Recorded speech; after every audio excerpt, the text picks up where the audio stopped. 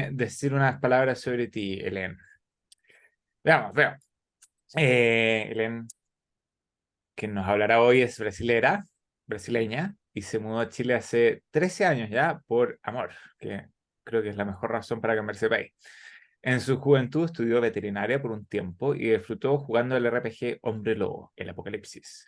Por eso ahora sabe en qué fase está la luna. Y posteriormente se dedicó a la fotografía. Nunca ha dejado de inventar historias de animales y hombres lobo. Actualmente trabaja con su marido en una empresa de ingeniería y es feliz mamá de familia multiespecie. En sus años más tranquilos decidió juntar sus pasiones, animales y libros, y abocarse a la zooliteratura. Y con eso te entrego la palabra a ti, Helen. Ya, entonces buenas noches a todos. Antes de empezar, me gustaría que rápidamente ustedes me dijeran cuál fue la historia sobre animales que más les marcó. Puede ser una fábula, puede ser una película, cualquier historia que tenga como enfoque que el protagonista o que el animal tenga importancia. Y bueno, ¿alguien comienza?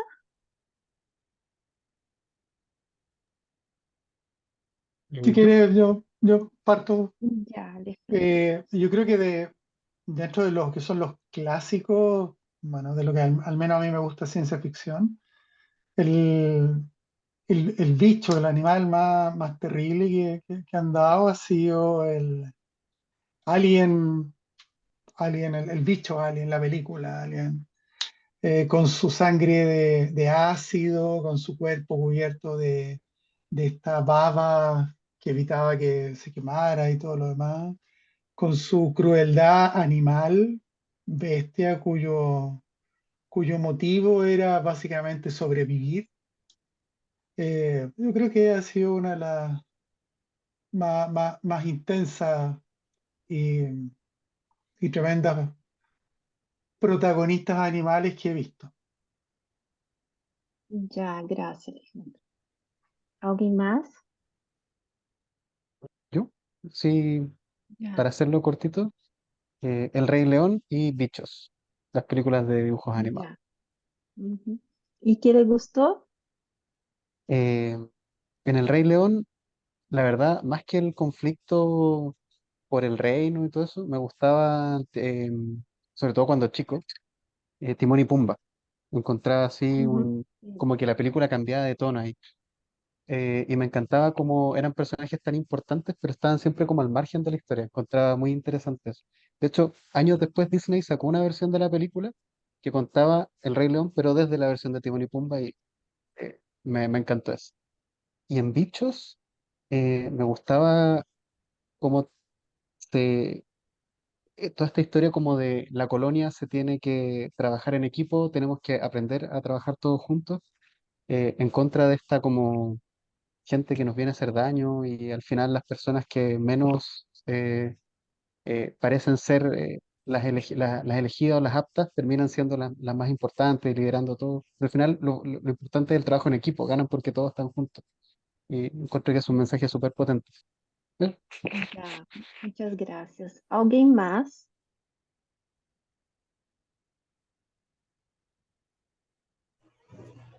Bueno, yo hablé de ella la semana pasada y lo voy a volver a hacer soy muy fan de Mothra, de la franquicia de Godzilla, bueno, de los monstruos de Toho. Entonces es una polilla gigantesca, ¿no? Que en todas sus iteraciones y productos de la franquicia es buena, es una diosa protectora de la humanidad y en algunas veces lanza rayitos, en otras, bueno, en casi todas cura. Mothra hizo mi espíritu animar las polillas. Ya. ¿Más alguien quiere hablar o partimos? Silencio. Entonces, partimos. Aquí yo voy a compartir. Comienza nomás, Helen. Ya.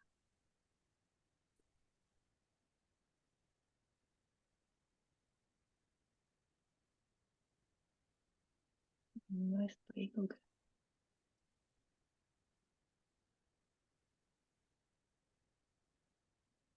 no estoy pudiendo compartir mi pantalla.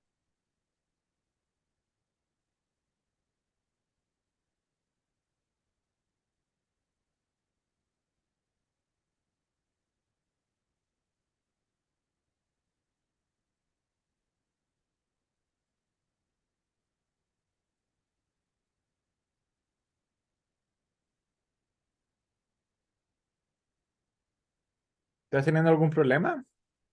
Sí, estoy con problema para compartir la pantalla.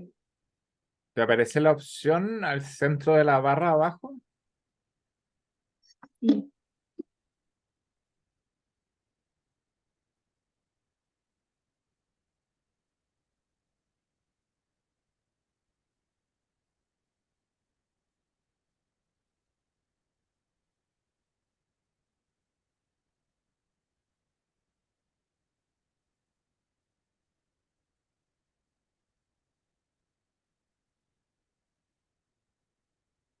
Em,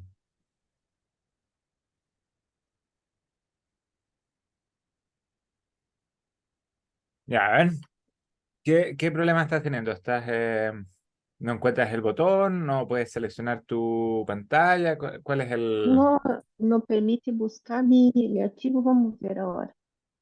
¿Qué es lo Sí, que quieres proyectar? ¿Un un PowerPoint? PDF. Vamos. ¿Lo tienes abierto?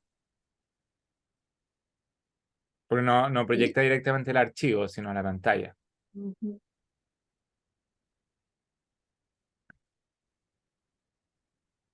A ver, Sí, parece que sí. aprieta, no sé si dice compartir pantalla, share screen. ¿Ves el Sí, botón? aparece que está desativado. Ah, entonces puede ser un problema de este lado. Encontrarte. Ah, sí, te tengo que hacer. Bien, ahora creo que sí deberías poder. Ah, ya.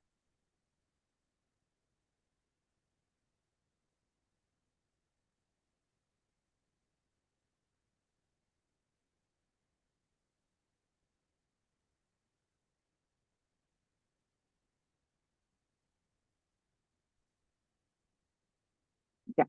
¿Están viendo? No,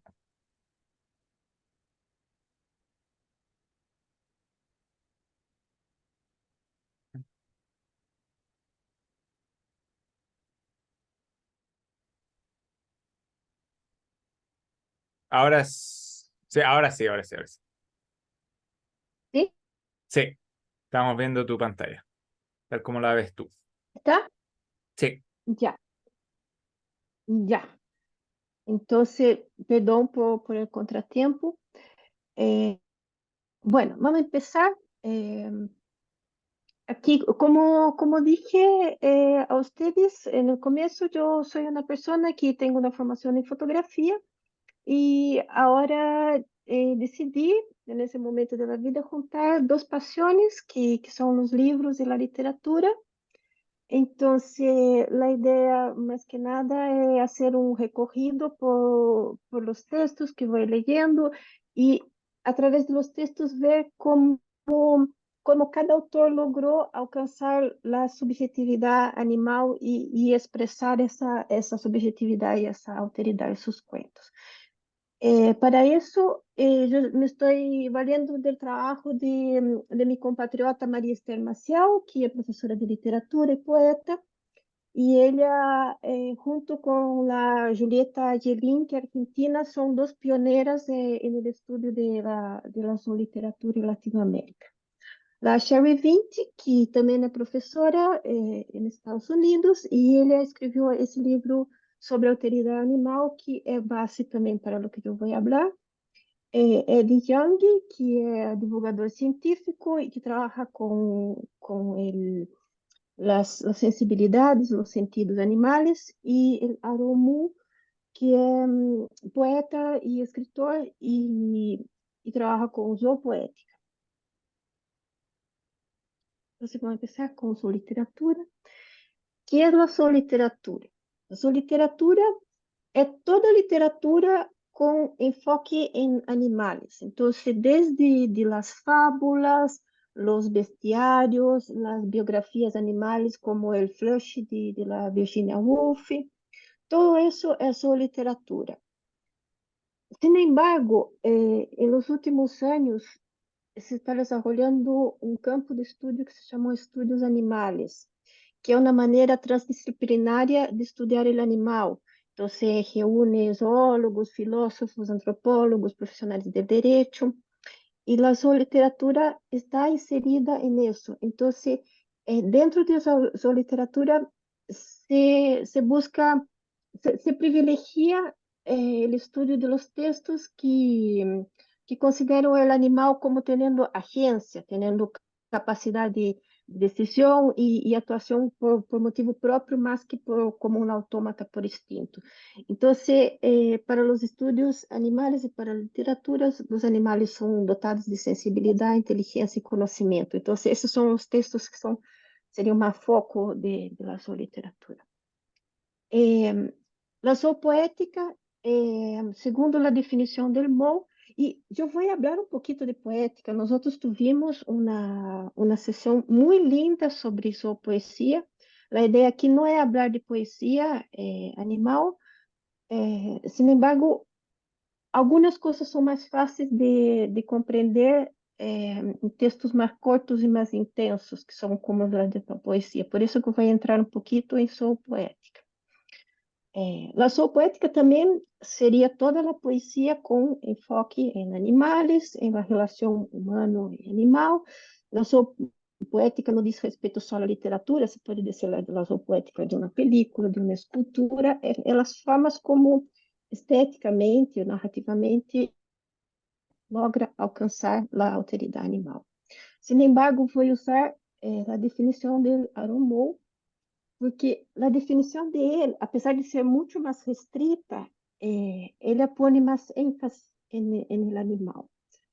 Ele parte do princípio de que existiria uma retórica animal comum a todos os seres. Então, e através dessa retórica, uma espécie animal seria capaz de, em sua poética, comunicação, inspirar-se na poesia de outros e produzir inovações. Essa é a maneira de ver dele. Isso é bonito e ele também considera de criação. Então, como que já rompe um pouquinho essa separação humano-animal que culturalmente é tão intensa, tão... E outra coisa que seria isso, não é?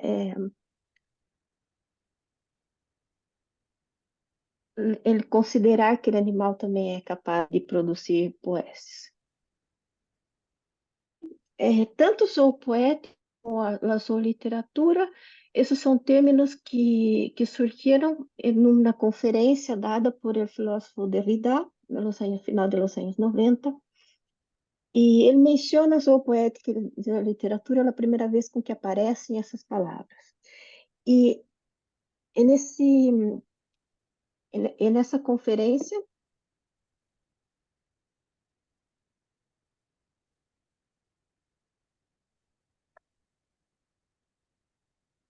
ele habla de uma experiência que ele teve com seu gatito. Ele estava saindo do banho, desnudo, e de repente ele viu seu gatito mirando. E ele sentiu vergonha, de essa. E a partir daí ele passou a refletir sobre isso, que nós outros, os humanos, somos animais que nos sentimos desnudos. Os animais não se vestem, nós outros somos os únicos animais que se vestem, portanto somos os únicos animais desnudos. E ao mirar essa gatita, ele entendeu que esse animal tinha um ponto de vista sobre ele. E a partir daí, ele passou a questionar todo o discurso filosófico até esse momento. Então, ele disse que havia duas situações de conhecimento filosófico sobre o animal.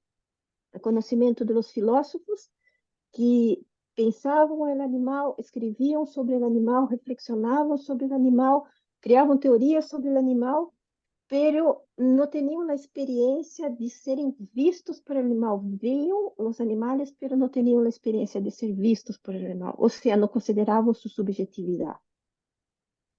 E Y el fundamento de eso también está en la religión. Entonces, él cita Adán antes de existir Eva, que é llamado a nombrar los animales. Entonces, empezar a verlos y a nombrarlos sin dejar ver ni nombrar por ellos. Entonces, a partir de ahí surge también ese discurso de que hay un abismo entre el humano y el animal. Y además de eso, una de las cosas que la filosofía, la tradición filosófica hasta esa época hace poner de un lado el humano definido en contrapunto al animal y el animal así como el animal, una cosa única. E ele disse que é um absurdo que se pense que todas as espécies animais, desde um protossauro hasta um elefante, um ornitorrinco, hasta um tunicado, que todo isso é o animal. Há uma diferença muito grande para que tu puedas dizer como se fuera uma entidade única. Então, ele propõe a palavra, o neologismo animó, porque aí, na mesma palavra, estaria o plural em francês de animal, para dar conta dessa multiplicidade, e também mot, que é palavra. Por quê? Porque todo animal já está inscrito dentro da linguagem, dentro da cultura. Quando nos referimos sobre o animal, ele está, o ato de hablar já se impõe sobre o animal. E ele faz um questionamento, não, sobre a situação que no final de los 90 já era horrível, a situação de los animais em granjas industriais, animais que se extinguem, em situações que seriam consideradas monstruosas por nossos antepassados. Então, toda a conferência de ele se centra em tentar romper um pouco esse limite entre humanos e animais, que na verdade não seria romper, sino considerar que esses limites são muito mais complicados, muito mais complexos, muito mais porosos de lo que a tradição disse. E essas ideias de Derrida são uma ideia que não é entrar na discussão filosófica, sino são ideias que são muito referenciadas e são muito importantes para o estudo de sua literatura. E aí, outro conceito é o Umwelt. Esse conceito foi desenvolvido por o biólogo Jacob Wex, do século XX. E que significa o mundo sensorial dos animais, como que cada animal, cada espécie, dentro de cada espécie, cada indivíduo, vê e sente o mundo de maneira diferente, com base em sua biologia e em seus sentidos. A comparação que ele faz é como se a realidade objetiva fosse um jardim e cada um de nós outros, cada humanos, animais, cada um de nós outros vivera dentro de uma casa e nessa casa cada ventana é um sentido. Ele abre 5 sentidos. Hoje nós outros sabemos que os animais nós outros temos mais que 5 sentidos, mas cada sentido seria uma ventanita da casa e nós outros estamos dentro da casa. E cada ventana é muito distinta em cada casa e nós outros vemos através de elas. Então, a realidade que eu vejo, que meu gato vê, que meu perro vê, marcada pelos sentidos, vai ser muito distinta ao ponto de que cada um vive dentro de seu mundo. E isso faz com que é virtualmente impossível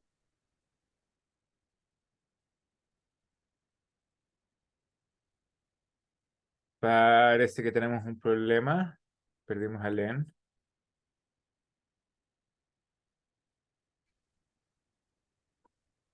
viver. No, no te vemos. Ahí está, ahí está.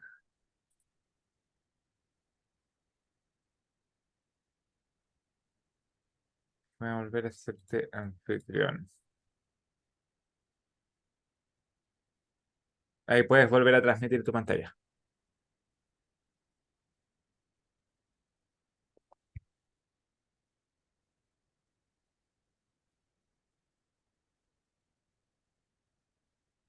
Hola, Sí, ¿me escuchas tú a mí? sí, sí, Sí, están ya. viendo la... La pantalla todavía no, tienes que volver a transmitirla porque aparentemente tu conexión se interrumpió. Y La perdimos de nuevo. sí, la perdimos de nuevo. Dani.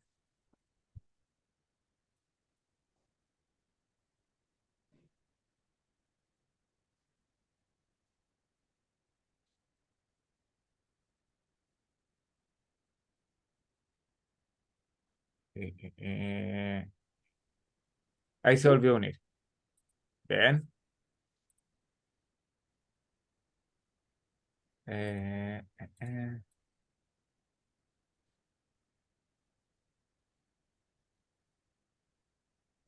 ¿Lani? ¿Me escucha? ¿Lani? ¿Aló?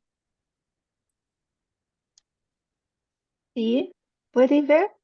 Sí, te vemos. No vemos tu pantalla proyectada. Hola, ¿Nos escuchas? ¿Aló? ¿Me escuchan el resto a mí? sí, Sí, Ah, ya. Pero se vuelve a caer. Algo tiene su conexión, aparentemente. A ver.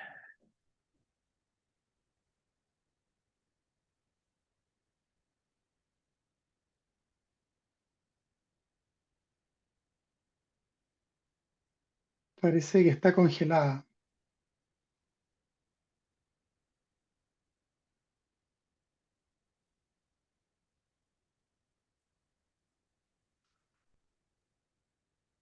hola, ¿Lani? Hola, ¿te escuchamos sí, nosotros a ti? ¿Tú nos escuchas a nosotros? sí, perfecto. Ya, perfecto. ¿No estás proyectando la pantalla todavía?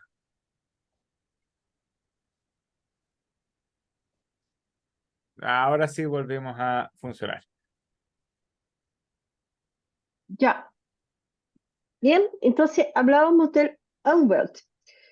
Y decía que la realidad objetiva es vista como si cada uno de nosotros viviéramos dentro de una casa y solo lo observáramos a través de ventanas, que son nuestros sentidos, y que esos sentidos son muy diferentes entre los animales. Entonces, lo que hace que sea prácticamente imposible o sea imposible entender cómo es el mundo de cada animal. Entonces, nosotros tenemos ahí un topo estrellado, de nariz estrellada, que é um animal que tem talvez seja o animal que tenha a capacidade tátil mais potente do planeta, capaz de sentir partículas dentro microscópicas em la Terra. Não podemos entender o que é ser um pez que sente campos elétricos através de suas linhas natatórias e não podemos entender muito menos como é ser uma garrapata. En el caso de la garrapatita aquí, ella va a tener mucho menos ventanas que nosotros. Ella va a tener una ventana para el olfato, el tato, va a sentir el olor de la piel del animal de que él se alimenta, y va a tener el tato para sentir los pelos o la pluma y el calor del cuerpo. Entonces su casita tendría menos ventanas, pero la idea del web school es que eso no le hace menos desarrollado, menos evolucionado que los otros. Son las ventanas que son necesarias para su supervivencia. Y, y el hecho de que nosotros vivimos dentro de nuestra ventanita, dentro de nuestra casita humana con nuestras ventanas, nos leva la idea eso hace con que tú estás dentro de tu realidad y es difícil entender otras realidades. Entonces, eso, sumado a toda esa tradición del hombre como un ser separado, un ser mejor, nos llevó a ver el ser humano como el modelo para todo, incluso para estudiar los animales. Entonces, eso se reflete mucho en la manera como se intentó conocer los animales. Y ahí yo traje como ejemplo la prueba del espejo. Esa prueba, una prueba que se creó hace unos 50 años para determinar la conciencia de los animales. Y la conciencia era determinada a través del autorreconocimiento. Entonces la prueba era, tú presentaba un espejo al animal y después tomaba ese animal y sin que él se diera cuenta, anestesiado y sin que él pudiera perceber, se hacía una marquita en su cara. Cada especie animal sería un poquito distinta, una marquita sin olor y ponía el animal de nuevo frente al espejo. Y los animales que se autorreconocen irían al espejo y o tocarían o intentarían sacar la mancha, reaccionarían a ella. Y muchos animales pasan en ese teste, ¿no? Todos los grandes primates, los caballos, los delfines nariz de botella, los chanchos, son capaces de reconocerse en el espejo. Pero lo que pasa es que perros y gatos no se reconocen. Y eso significa entonces que perros y gatos no tenían autorreconocimiento y no tenían conciencia. Con el tiempo, esa prueba pasó a considerar, no, es una prueba que no es definitiva, no es conclusiva. ¿Por qué? Porque no lleva en cuenta los metros distintos de los animales. Entonces, por ejemplo, repitieron la prueba con perros y dessa vez, en vez de poner una marca en el espejo, le dieron juguetes con olor, su propio olor, olor de otro perro, y su propio olor con alguna modificación. Y el perro se interesó, en primer lugar, por el olor de otro perro, y en segundo lugar, por su propio olor alterado. O sea, ele reconheceu que era su olor y que tenía algo raro, la marca, la mancha. Entonces, eso indica que el perro tiene, de la misma manera como nosotros mapeamos el mundo visualmente, el perro mapea el mundo por el olfato y se reconoce así a través del olfato. Ahí tenemos un otro caso que también es consecuencia de ese antropomorfismo que viene de considerarse el modelo de todo, que es un caballito que se llamaba Cleaver Hans. Y el Cleaver Hans, el listo, él tenía un dueño que era un matemático y el dueño lo enseñó a hacer operaciones matemáticas. Y le gustaba exhibir el caballito y el caballito hacía operaciones matemáticas básicas, él sabía mostrar qué horas eran en un reloj, él sabía mostrar qué fecha era en un calendario y contestaba esas cosas. Y fue juntando gente para ver, porque era fascinante esse animal que sabia. Ele contestava as perguntas golpeando o solo com sua patita. Y ahí eso intrigó a mucha gente. El dueño mostraba porque le gustaba, él nunca quiso dinero por eso, entonces nada indicaba que era una fraude, pero se reunieron científicos, diretor de zoológico, personal de circo, psicólogos, para analisar qué pasaba y si ese caballo era realmente tan inteligente. Y hicieron las pruebas. En primer lugar, detectaron que no había una fraude, lo que pasaba, él realmente contestaba, pero dejaron un psicólogo estudiando, porque era una cosa muy, muy espantosa que un animal tuviese esa capacidad. Y ao largo de las pruebas se percibió que el Hans acertaba cuando la persona que hacía la prueba sabía las respuestas. Y no era una fraude. Lo que pasaba era que Hans tenía una habilidad muy grande para leer las reacciones físicas de las personas. Entonces, cuando él llegaba cerca de la respuesta correcta, su dueño hacía imperceptível, sin querer, cambiaba un poquito de actitud y el Hans percibía eso. Los caballos, así como los perros, son tremendos semióticos. Ellos tienen una capacidad tremenda de leer, ¿no? Porque eso evolutivamente se desarrollaron para eso, porque un caballo tiene que entender el jinete. Es por eso que Alan Moore dice que la simbiosis emerge con el caballo y el jinete leen el texto corporal que surge entre ellos. Entonces, la verdad es que Hans sí era un caballito excepcional, pero de una manera distinta a la que creía su dueño. E um cuento de ciência ficção que habla muito dessa dificuldade de entender os diferentes mundos em que vivem as criaturas é Labirintos de la Úrsula K. Le Guin. Nesse cuento, um alienígena está atrapado por lo que se supõe que é um ser humano. Ele é muito chiquito e ele está em uma jaula.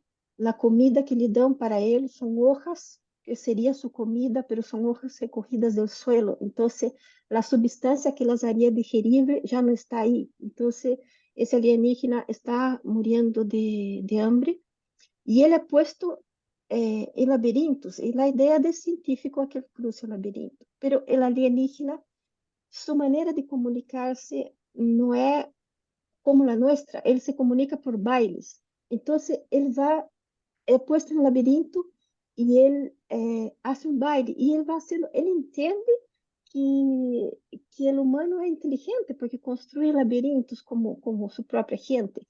Y él va haciendo bailes cada vez más sofisticados y el humano lo pone, no está concluyendo la prueba, lo pone en laberintos más sencillos. E ele diz, não, é para niño, disse, não, ele pensa, não, porque eles não se comunicam. E é nessa falta de comunicação, ele vai a ligar a seu final, porque o humano não pôde entender como que era sua comunicação. E, na verdade, esse conto é sobre um alienígena. Algumas pessoas creyeron que era sobre um ratão, porque de verdade podia ser sobre um ratão, ou podia ser sobre um animal, podia ser sobre uma orca em um aquário, um delfim, ou qualquer outro animal que se comunica de uma maneira por la qual nosso antropocentrismo nos impede de entender. E, agora bem, se o mundo dos animais é incompreensível, se nós nunca vamos chegar a entender sua Anwelt, então, como fazem os escritores para escrever poesias e escrever narrações sobre animais? Alguém lhe gostaria de ler o poema? Não? Yo, Carolina, Já, Carolina, então, por favor, leia. dice, un gato negro y blanco, ondea la cola sobre el pasto de mayo, asolea su panza entre alelíes. Estoy leyendo a un poeta chino llamado El viejo que hace lo que se le antoja. El gato está atento a la escritura de las golondrinas en el cielo blanco. Ambos estamos viejos y haciendo lo que se nos antoja en el jardín. Ahora estoy escribiendo y el gato está durmiendo. ¿De quién es el poema? Muchas gracias. E nesse poema, nós temos 4 Anwelten. Temos o gato, temos as golondrinas, temos a poeta e também temos o poeta que ele está leyendo, porque como os Anwelten são individuais, o mundo dele também como um homem chino, não sabemos de que época seria distinto deles. O gato com sua visão buena, uma visão noturna buena, com su tato por los bicotes, com um olfato muy bueno, las golondrinas con una visión muy buena, así como la nuestra también, de la poeta muy buena, las golondrinas con su capacidad de sentir campos magnéticos, porque es una ave migratoria, y los humanos. Y a pesar de que todos viven en mundos distintos. De alguna manera, esos mundos se conectan. El gato está conectado con el mundo de las golondrinas, lo está observando. Y la poeta puede observar tanto los gatos, las golondrinas, como el propio poeta que la lee. ¿Y por qué eso pasa?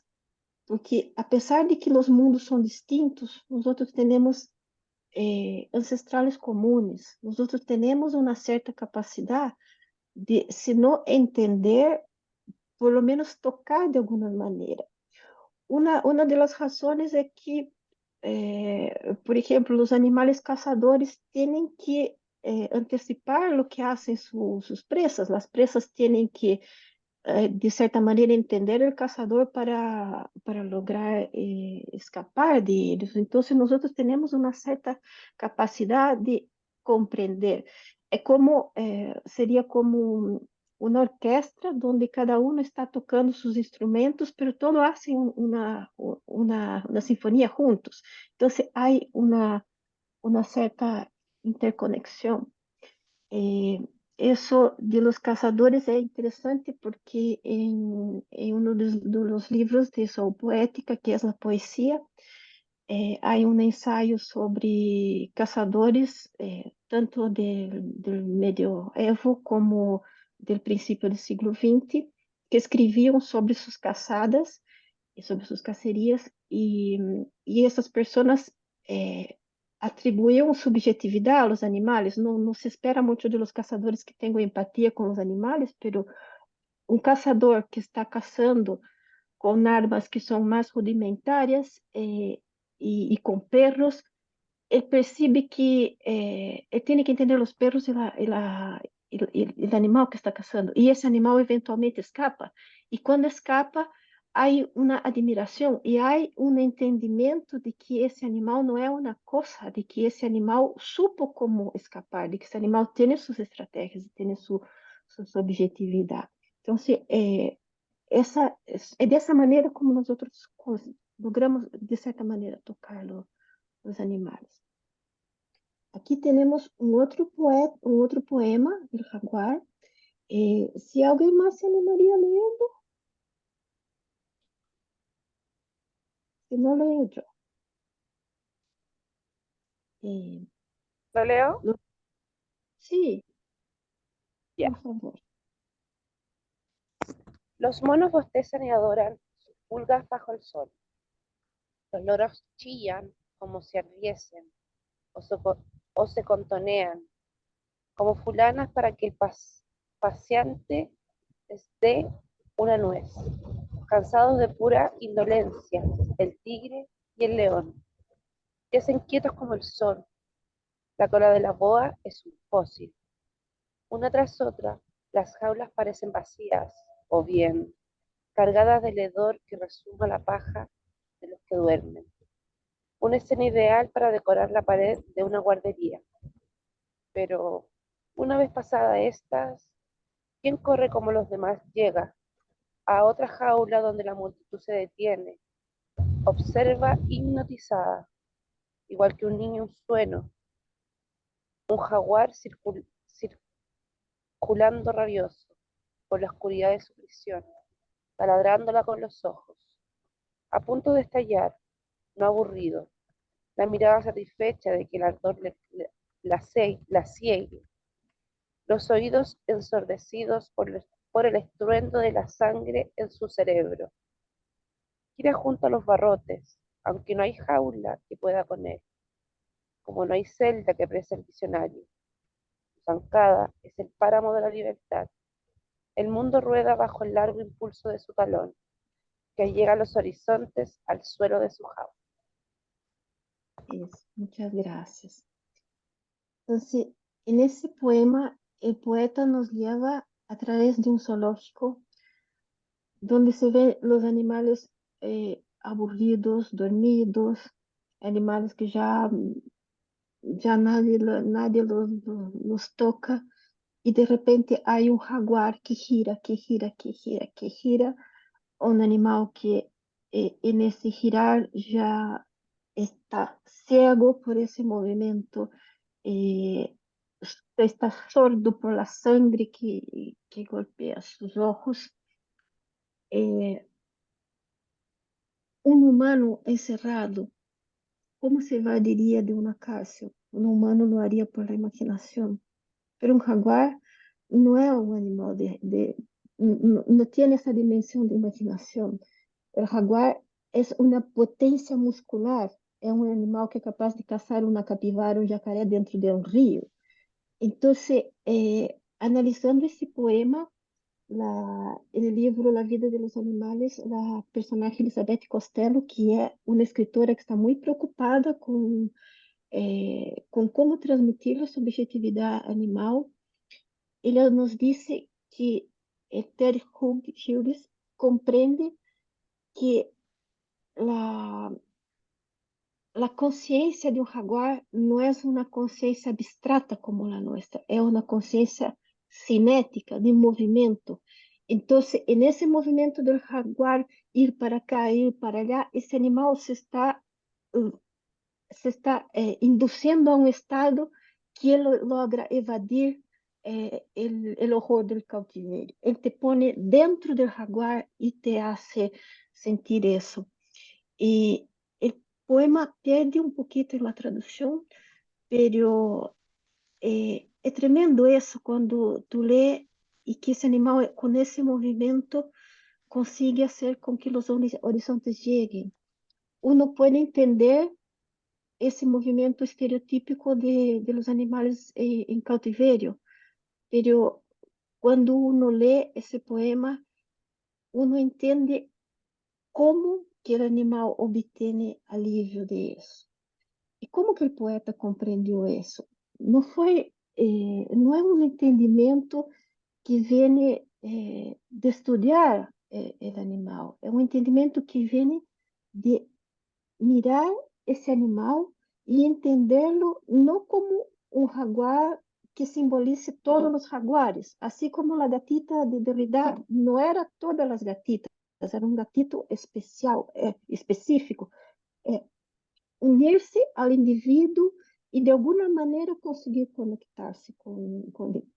E é nesse sentido que a Elizabeth Costello, a personagem, disse em sua conferência que os escritores ensinam muito mais do que sabem, porque de alguma maneira eles conseguem se conectar com os animais e transmitir essa autoridade.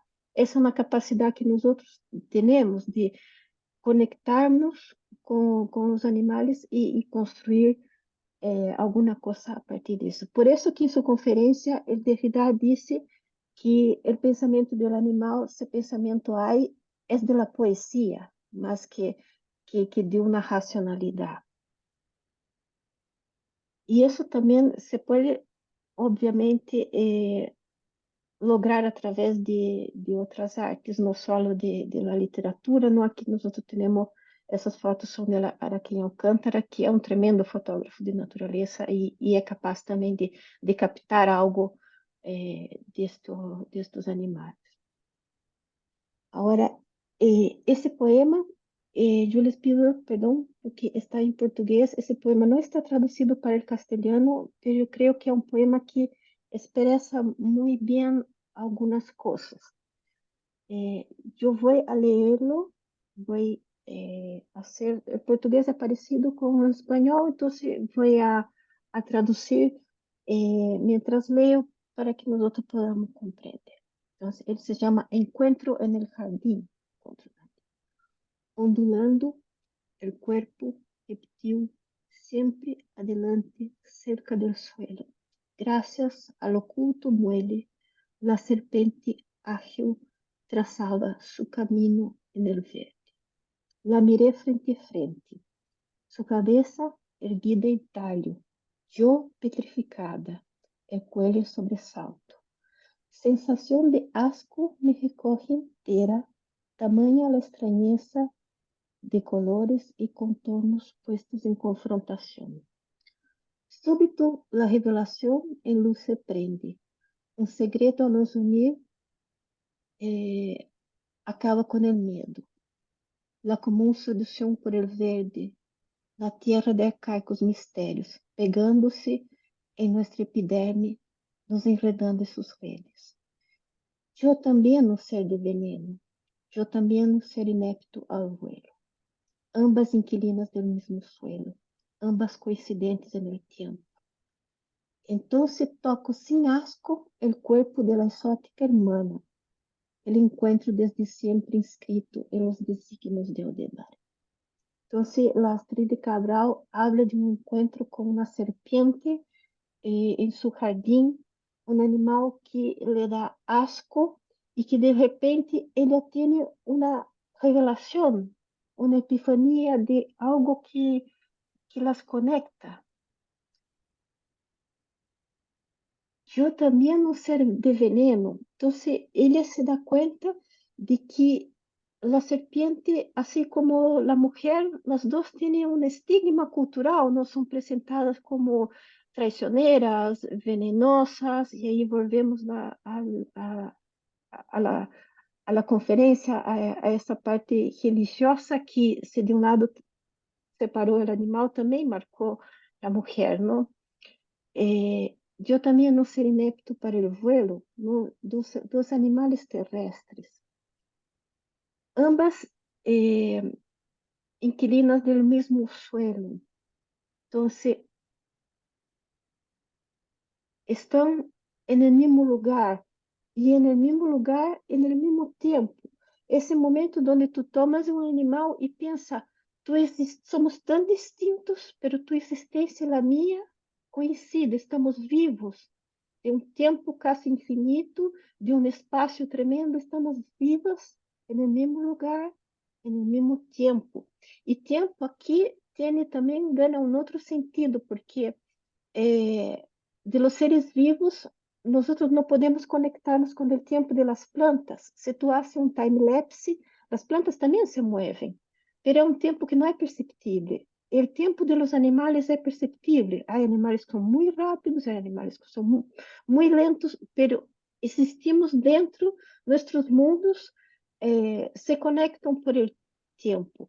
Então, mais que estar preocupada com o que nos separa dos animais, a Astrid Cabral encontrou pontos de conexão com esse animal tão raro. E nesse momento que ela toca, que não lhe dá asco, e que ela entende esse animal como uma hermana, se dá essa conexão de la poesia. E vamos dizer que como um devenir animal, não? Ela se vuelve el animal e la percebe como hermana. Então, a base é isso, mais que estar buscando em lo que somos distintos, buscar uma conexão. E por outro lado, há também uma coisa evidente na forma do poema, não? Que nós podemos ver como a serpente está reptando por el poema em los versos. Vemos a trajetória de la serpente. Então, é bem, segundo aquela definição de Alan Moore, del Aaron Moore, que uno inova a forma de sua poesia através do contato com a poesia animal. Então, nós vimos até agora como que o antropomorfismo pode nos levar a não compreender o mundo de los animais, não? Pero o etólogo Frans de Waal observou também que há uma certa ansiedade com relação, em las ciências, no caso dele, uma certa ansiedade com relação ao antropomorfismo, que é mais allá de lo que é necessário para ele querer científico. Ele percebeu que havia muito mais medo de superestimar as capacidades mentais dos animais que de subestimar essa capacidade. E essa é uma coisa que a Maria Esther Maciel também observou, que em os textos escritos sobre textos literários sobre animais, muitas vezes dizem que é humanizado um animal só porque esse animal é hábil, é generoso, demonstra uma certa inteligência, aunque esse animal é descrito como um animal que não está transformado em um ser humano, é simples hecho de que esse animal hace alguma coisa um pouquinho mais que ser uma maquinita distinto, a gente já disse que está humanizado. Então, com base nisso, Franz de Waal criou o conceito de antroponegação, que é quando uno rechaça a priori que existam características compartidas entre humanos e animais. E isso, por que nos interessa? Porque não está malo antropoformizar animais em la sua literatura. Existe um antropomorfismo que seria um antropomorfismo que ele define como ingênuo, alguns dizem crudo ou projetivo, que é aquele antropomorfismo das fábulas dos dibujos animados, onde o animal está vestido, trabalha, sua família, não importa como é a estrutura familiar do animal real, sua família vai ser uma família tradicional humana. Então, pero há um antropomorfismo crítico, que seria quando tu estás consciente de que pode estar antropomorfizando o animal, pero lo hace como uma ferramenta para entender mais, não? Então, no caso do etólogo, a vezes antropomorfizar um pouco o animal que se está estudando ajuda a ter insights, ajuda a lidar com a informação, mas que obtendo informações de uma maneira muito racional, como se fosse uma compilação de dados de uma observação de um objeto.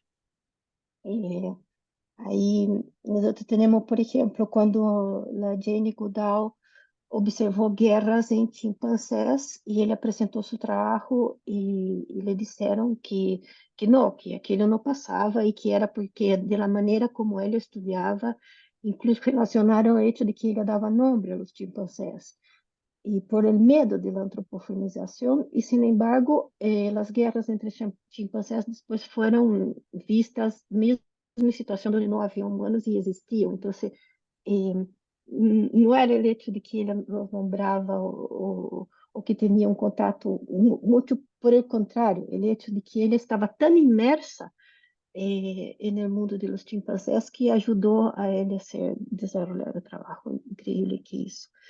Então, a ideia é que nós entendamos que o antropomorfismo crítico, nós vamos, ao escrever as histórias, vamos a passear por essa escala. Você pode ter histórias onde os animais estão absolutamente antropomorfizados e também podemos dizer que é impossível penetrar no mundo dos animais, então vamos fazer história com animais que são só animais e não há problema nisso. Então, aqui eu trago dois exemplos extremos disso. De um lado, um animal extremamente antropomorfizado, na verdade, nem é um animal, é um alienígena, é da saga de Chanur, é uma ópera espacial e nesse mundo há vários planetas e os habitantes desses planetas são como derivados de animais e eles assim se relacionam através de comércio. Então, temos a capitana Payan Farchanur, que ela tem sua nave espacial, e eles são Hanis, que é um povo que é mais ou menos como se vieram de los leones. E ele está ele está envelhecendo e ele quer poner a Hilfi, que é sua sobrinha, como sua sucessora. E esse planeta está seu marido, Karen, que é um viejo leão. E aí Tully, que é um personagem humano que está aí, e aí uma das graças é que ele humano é só um mais entre todas essas criaturas.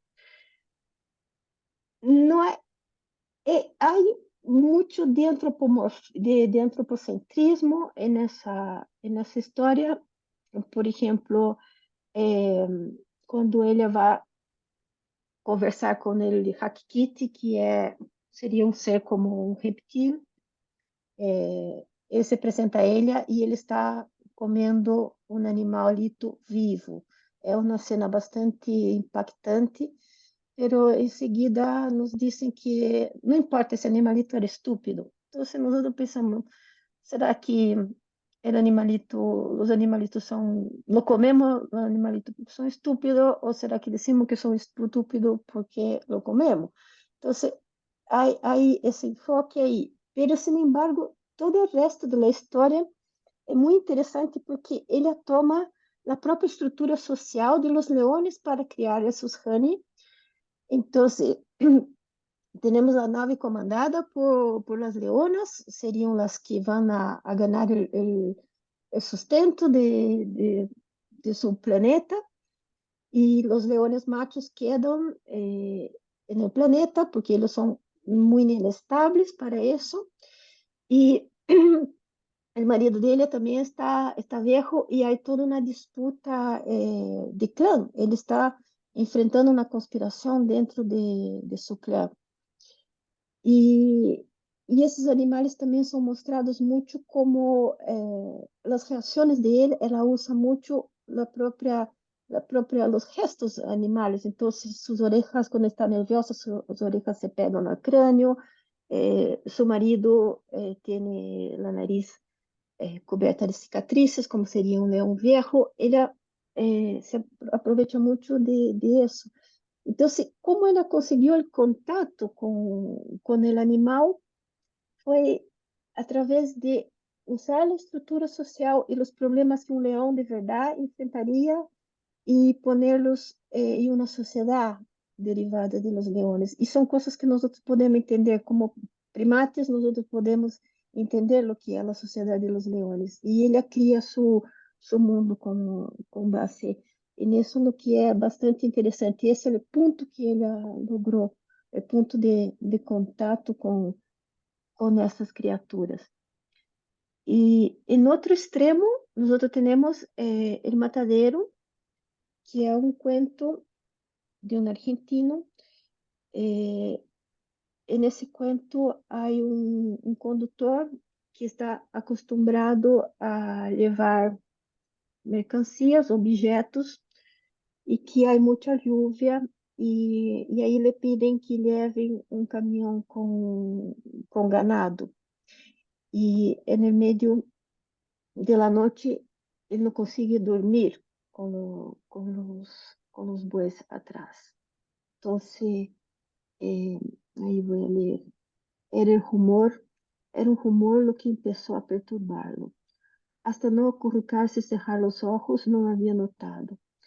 Ahora en el silencio, en la quietud, no podía dejar de sentirlo.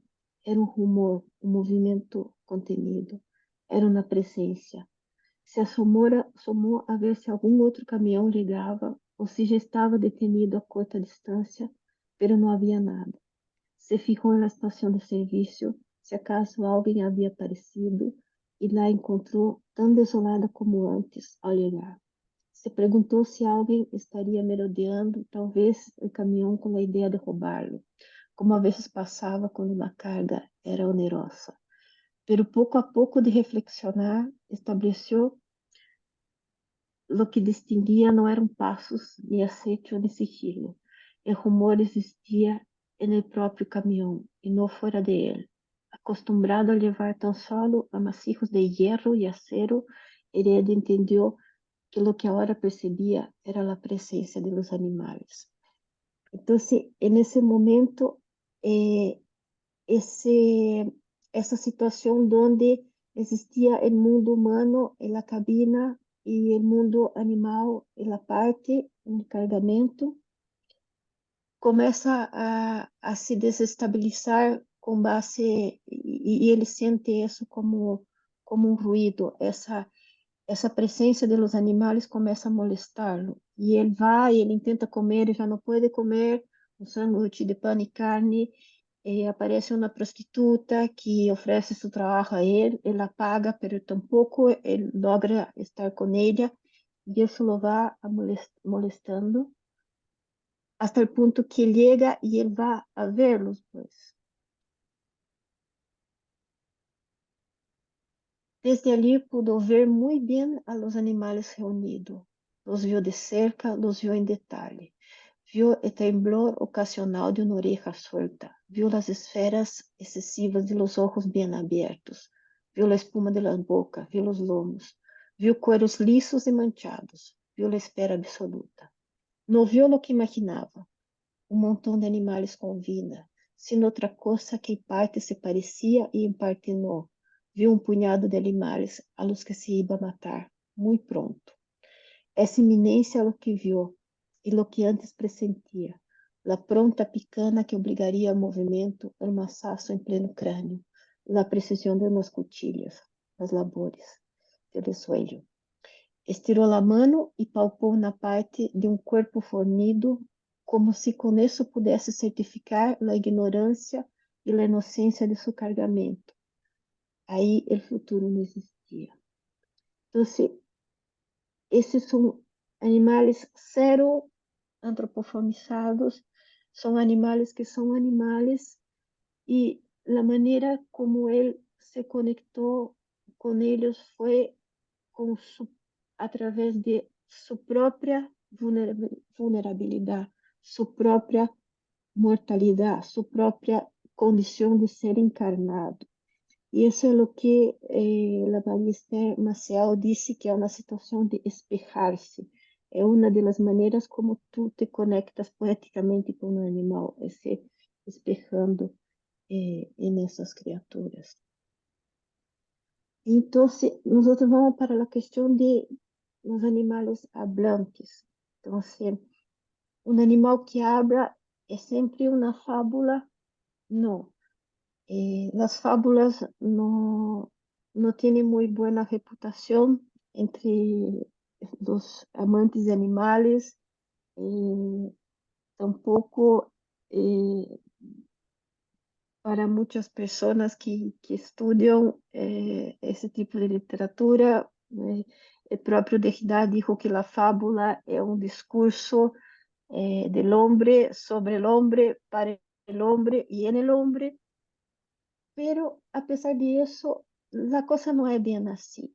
Entonces, nosotros tenemos un ensayo de la Lucille de Blanche, en que ella habla que, a pesar de que na fábula os animales estão transformados em puras metáforas para divertir, ensinar, às vezes para lograr um efeito de humor, ou para passar um mensagem moralizante, que apesar de todo isso, algo do animal queda.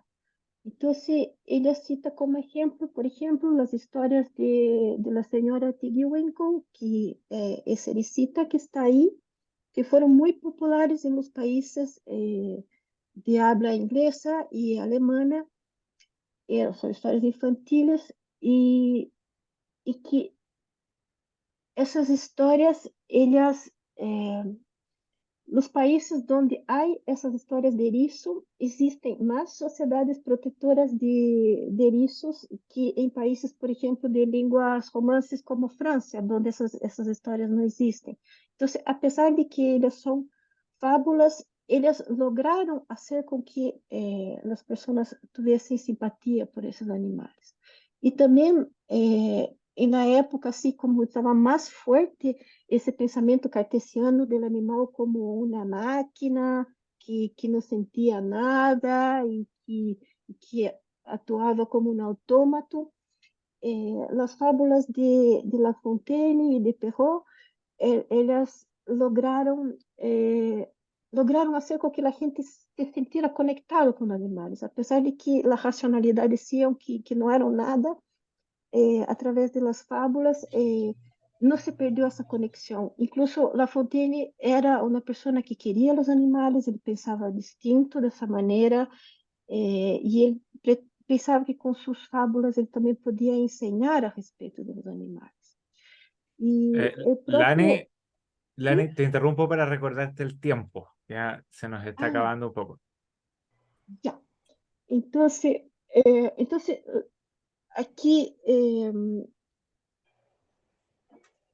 las fábulas sobre animales, y el Flores habla eso con relación a la antropomorfización, que eh, los niños tienen esa noción de que no hay una gran distinción, de que nosotros pertenecemos todos al mismo mundo, los humanos y los animales, y, y que eso es perdido con nuestro desarrollo, pero el vínculo que logramos a través de esa conexión por las historias se mantiene. Y que ao antropomorfizar los animales, de cierta manera, mantenemos ese vínculo y podemos aprender de eso. Entonces, aí la Cheryl Vinck vai dizer que uma vez que um animal está aí no texto, ele já não é um animal. As representações literárias dos animais são precisamente isso, representações, são filtradas através da consciência e o linguagem humano. Então, a existência animal já é determinada por linguagem. E isso é importante, por exemplo, é uma coisa que, se digo que um animal tem um nome ou um número, isso hace tanta diferença. Por isso que nos santuários de animais é muito emotivo e muito simbólico o momento onde eles sacam, quando um animal é resgatado, eles sacam o arete com o número e lhe dão um nome a esse animal. E quando nós estamos escrevendo, nós criamos um animal literário, e a esse animal nós não levamos a dar palavra, não lhe damos a dar voz, porque os animais têm voz, sino nós vamos imaginar, através de uma imaginação, vamos imaginar esse animal e vamos construir esse animal literário que vai falar o que o animal falaria se tivesse oportunidade. Então, enfim, é impossível alcançar a subjetividade do animal, então nós vamos criar uma subjetividade possível, aunque inventada. E isso que estava falando de la questão dos números e de como a linguagem já determina o que é animal. Aparece um bom exemplo, é essa graphic novel. Essa é uma história de são mascotas que são roubadas por el exército americano e eles recebem esse implante para poder falar e recebem essas armaduras e são transformadas em máquinas de guerra. Em algum momento eles vão ser mortos porque estão ultrapassados, têm um outro perro que é de uma geração mais avançada, e a cuidadora deles, a responsável pelo projeto, los solta. E esses animais vão escapar. E o interessante aí é como ele hace essa contraposição entre animal e mascota, e esse animal tem um nome, esses animais têm um número. Esse é o bandido, quando ele passa esse estado, ele recebe o número de 1. E ele trabalha muito com a linguagem, usa uma maneira de falar que é fonética, uma ortografia fonética, que nos dá a ideia de como seria a comunicação desse animal. E o bandido está sempre muito ansioso porque ele quer ser um bom perro apesar de todo. E em algum momento essa cuidadora lo encontra e ele lhe conta de que em seu collar estava escrito: "Tu não eres uno, tu eres bandido, tu tens um nome". E a partir de aí ele tem a ideia de que eles estão sendo perseguidos por la armadura e não porque é. Então eles sacam a armadura e aí eles conseguem escapar. Então aí está. Então, resumindo, hay para finalizar, la segunda parte vamos ver como la ciencia ficción es un género excelente para hablar de la animalidad. Pero antes un resumo. Entonces, el proceso zoopoético sería la observación atenta de cuerpos, gestos, ruidos y todo más que viene del animal, a través de una imitación que es más que una imitación, es una incorporación, un devenir, y ahí va a surgir una innovación en la forma del poema. Y para la zooliteratura tenemos como base una imaginación informada. Esa es la manera como nosotros vamos a construir ese animal, la empatía, usar el antropomorfismo como una herramienta y la creación de un animal literario que va a ser posible escribir sobre ellos. En fin, la zooliteratura, como había dicho, ela está inserida en un campo más amplio que son los estudios animales, que reúne todos esos profesionales para estudiar o animal levando em conta sua subjetividade. E de aí, do livro de la Cheryl Vint, se entende por que a ciência-ficção é um gênero muito bueno para falar de animais. Em primeiro lugar, porque tem uma larga história de pensamento sobre alteridade e subjetividade e os limites do humano, que são o mesmo tema que interessa a los estudos animais.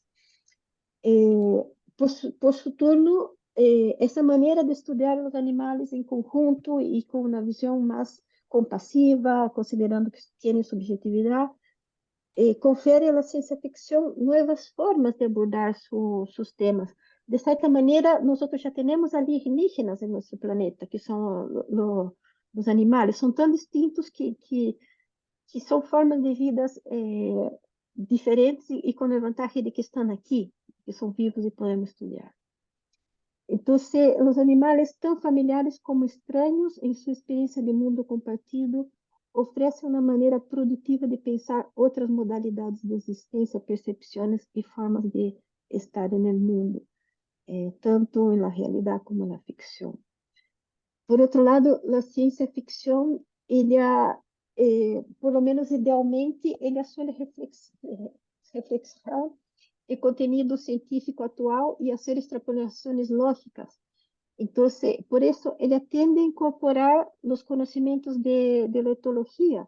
Então, todo esse mundo de los animais que a ciência, que a etologia e a outra zoologia, a outra ciência está descobrindo, as ciências de comportamento, a ciência-ficção pode transformar isso em histórias, acercando os mundos animais ao nosso.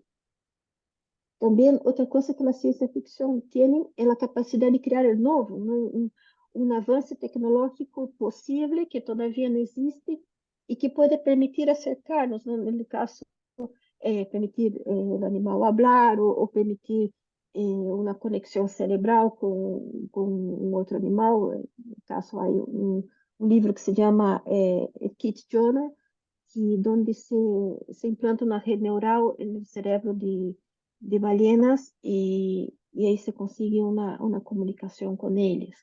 Então, isso também é uma das vantagens. A ciência-ficção também tem uma tradição de lidar com o antropomorfismo. Então, se sabe hacer os animais suficientemente parecidos, similares, como que para nós que nós consigamos entendê-los, pero com suficiente alteridade para que isso nos leve a conceber outros mundos e outras maneiras de pensar. De igual maneira, a ciência-ficção tem experiência em criar mundos estranhos, pero potencialmente familiares, alterando apenas alguns elementos. E isso pode ajudar a traduzir os diferentes built-in de los animais. Também a ciência-ficção sempre está interessada em como os avanços de tecnologia vão ter impacto na sociedade. E isso podemos também incluir aí dos animais, não? Como que todo esse avanço, nós já temos situações de ciência-ficção no dia a dia e que há que pensar como isso se impacta a los animais. Por fim, a capacidade de novas imaginações sociais e pensar novos cambios culturais e que podem pensar em nova maneira de relacionarmos com os animais. E que essas maneiras novas podem, já podemos implantá-las nesse momento. E, por fim, implicações éticas, né? Que, mientras nós estamos escrevendo sobre os animais levam vidas de distopia e terror. Entonces no se puede dejar de considerar que lo que nosotros escribimos sobre los animales tiene impacto. Podemos hacer como pasó con la erizo, que creó una imagen positiva, pero también hay casos como del livro Tiburón, donde criaram uma imagem negativa que prejudicou muito os animais. Outros casos estimulou um consumismo, que como com os huskies siberianos de Game of Thrones, que a gente comprou e depois lo abandonou. Então, há um impacto de nosotros, no que nós escrevemos. E, bueno, seria isso. Muitas graças.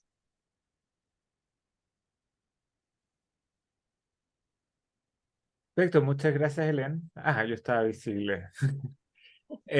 Muchas gracias por todo lo que nos contaste.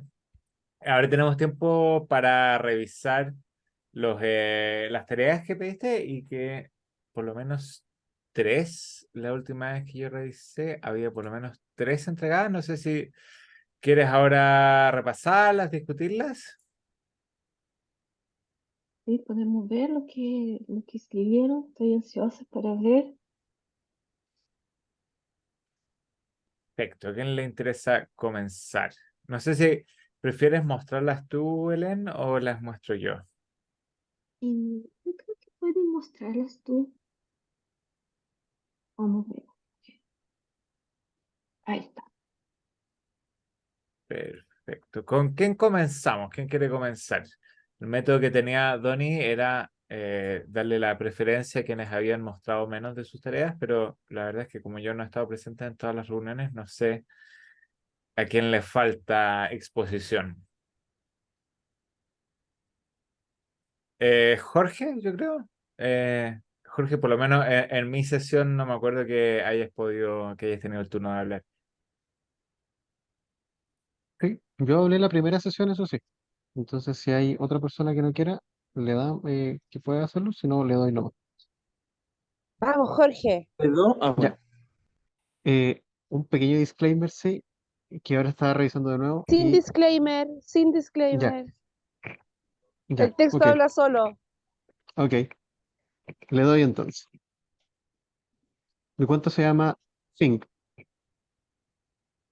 Fink había recorrido la comarca durante muchas lunas. En su trayecto atravesó ríos gélidos, lagos de aguas cristalinas, pastizales llenos de vida y bosques impenetrables. Se cruzó con bandadas de aves surcando los cielos, con cardúmenes de peces poblando los estuarios y a una infinita variedad de animales caminando, saltando o reptando sobre la tierra. Pero en todo el viaje no había encontrado rastro alguno de alguien como él.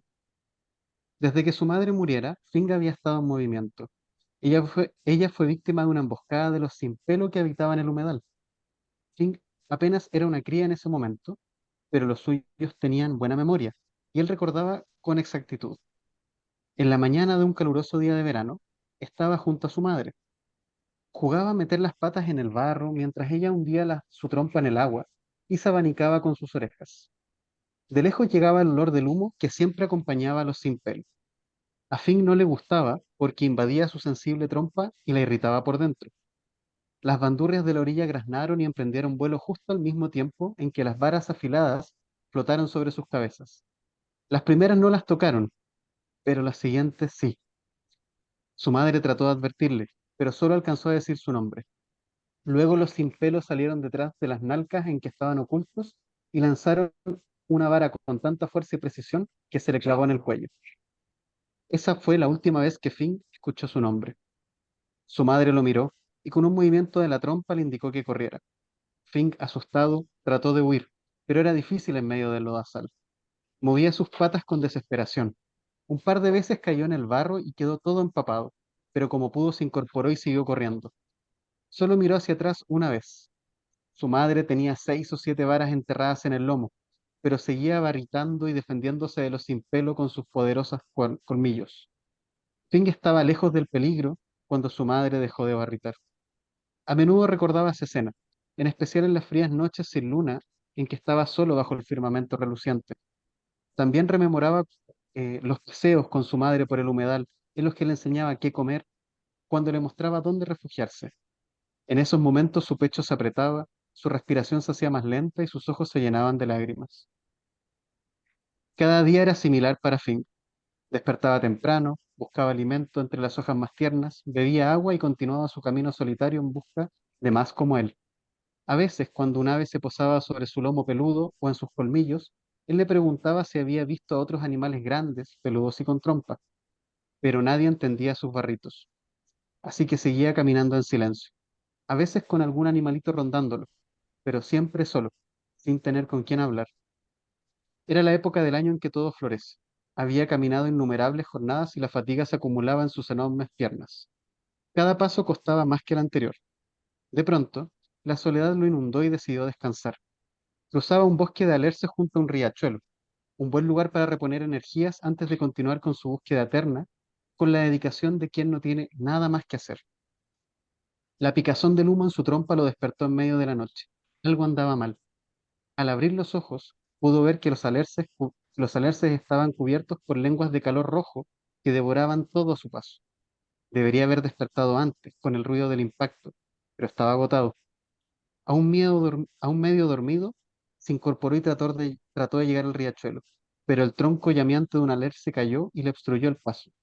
No había escapatoria posible. Las lenguas de calor lo rodeaban por completo. No luchó. Su cuerpo estaba exhausto.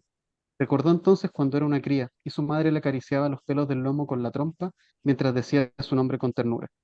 Su pecho se sentía menos apretado con ese recuerdo, pero ahora no quedaba nadie que conociera su nombre. Mm, Felicitaciones, Jorge. Es un sí, final triste. doloroso. Bien. Elena, ¿algún comentario?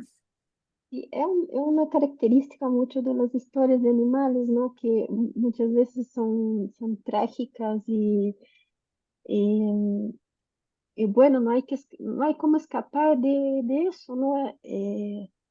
Pero está muy bien transmitido, eso se siente el dolor del animalito, se ve las relaciones sociales.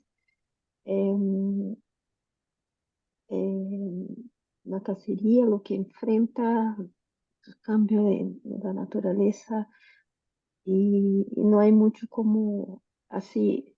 Yo creo que se puede pensar en finales felices, pero en general las historias de animales son duras. A veces se pone algo una chispa de esperanza, ¿no? Para no quedar todo muy pesado, pero así suelen ser trágicas, pero muy linda. Muchas gracias, Jorge. Muchas gracias. ¿Quién es nuestro próximo voluntario? ¿Podría? Por favor. Gracias. No puedo proyectarlo, ¿está bien? Si prefieres lo proyecto yo. Si me hicieras el favor, porque tengo el celular y tengo mi compu aquí. Vale, dame un segundo.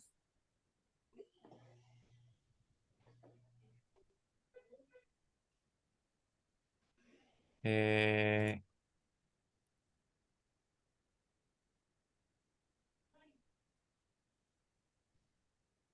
ahí estoy proyectando. Tiene... Ese no es, perdón.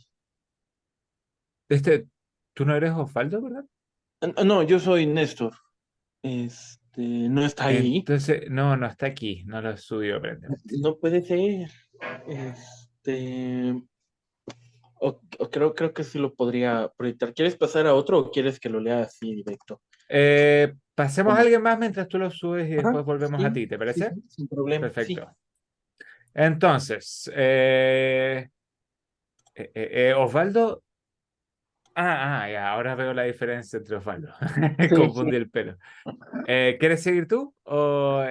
sí, sí, sí, si quieres, sí. Sí, bien. Sí, lo voy a leer de aquí. ¿Lo puedes hacer un poco más grande?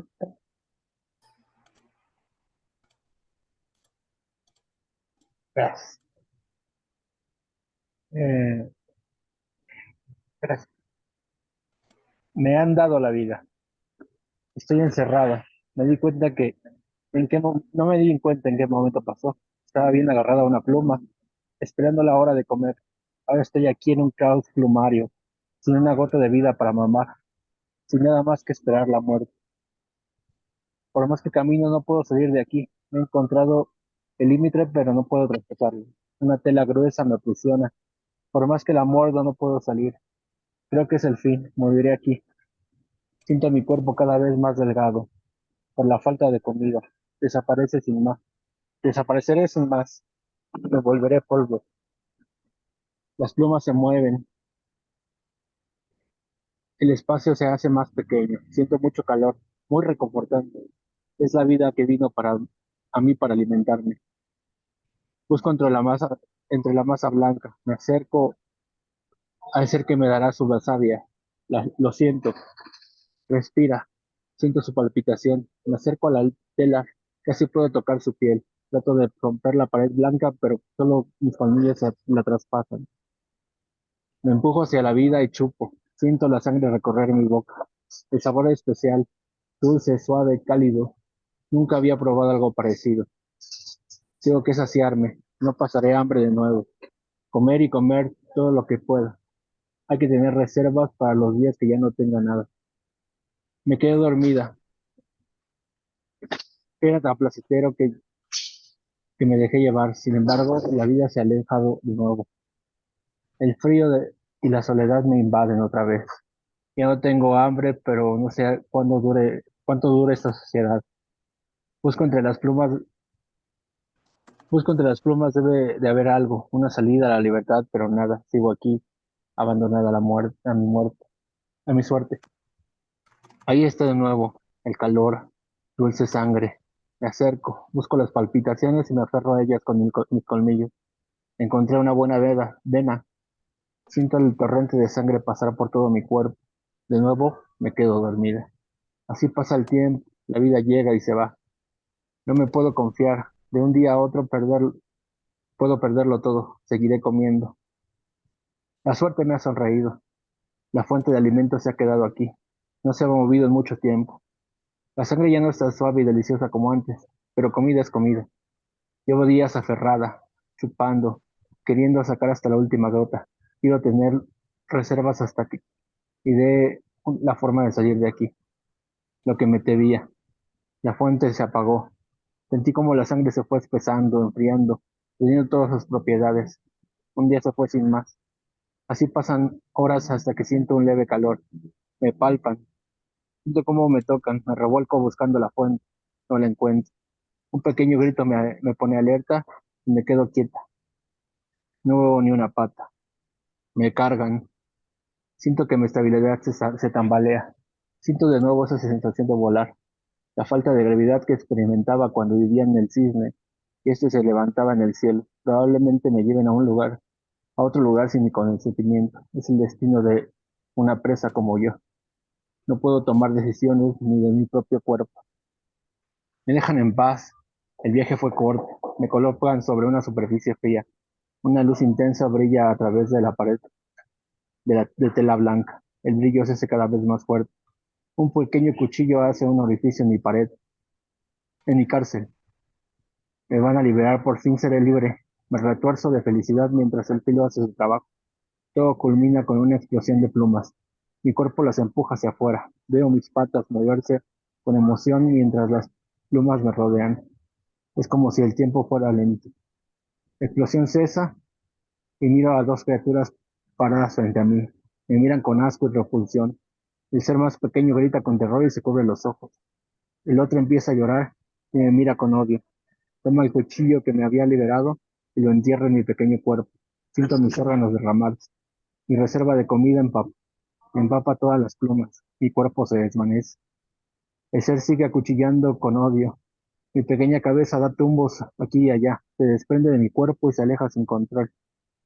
Puedo ver todo desde una distancia prudente. Miro al ser destazando mi cuerpo deshecho. La visión es cada vez más borrosa. Mis ojos se cierran. Sé que voy a morir, pero extrañamente ya no siento hambre. Excelente. Qué maravilloso. Tú hiciste baseado, inspirado en el almohadón de plumas, ¿no?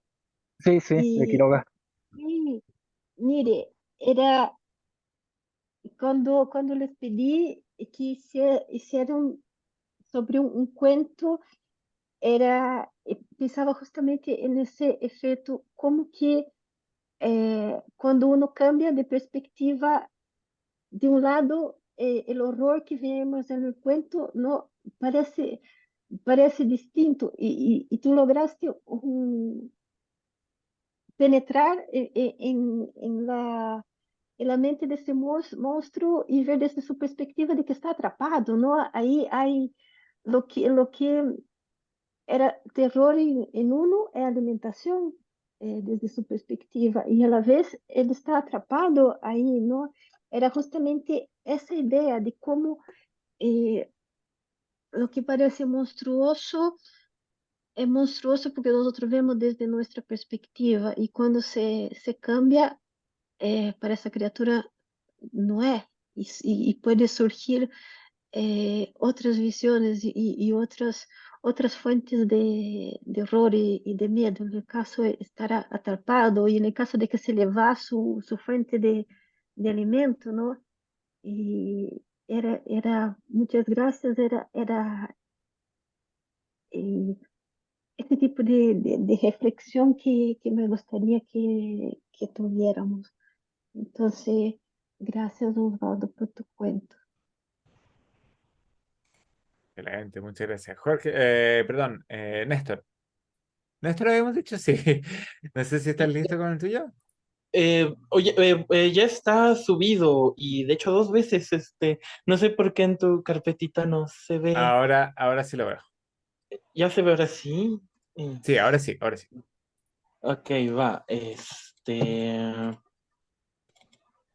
Dame Néstor. un segundo extremadamente pequeño porque ahora soy el que tiene un problema técnico. Qué vergüenza. No tardo, juro por Dios que no tardo. No sé. Bueno, tendrá que ser.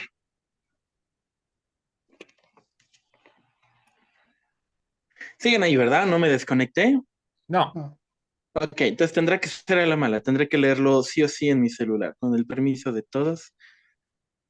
lo estoy proyectando de todas maneras, así que no te preocupes. Sí, muchas gracias. No sé por qué mi computadora decidió traicionarme en el último instante. Huele el miedo, supongo, la ansiedad.